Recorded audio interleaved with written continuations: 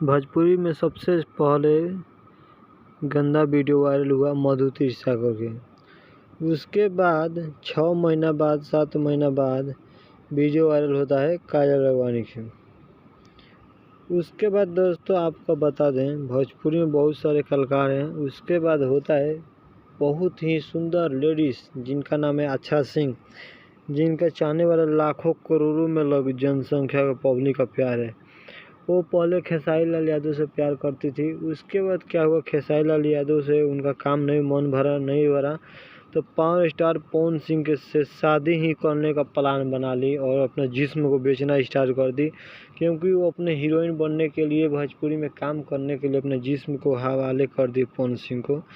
और पवन सिंह जिस्म के साथ खूब खेले। काजल राघवानी तरसते रह गए पवन सिंह खेसारी लाल यादव, लेकिन काजल राघवानी का अलग पहचान बनता जा रहा है और बनाते जा रही है।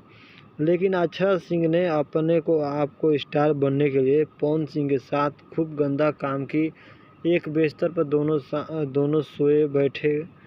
उसके बाद क्या हुआ, मतलब गंदा जो काम किए।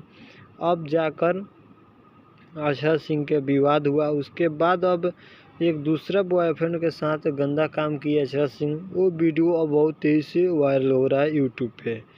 इसके बारे में पूरा आप लोग को नहीं बता पाएंगे, इसलिए नेक्स्ट वीडियो में आप लोग को इंतज़ार कीजिए। आप लोग बता देंगे अच्छा सिंह का वायरल वीडियो किसने वायरल किया है।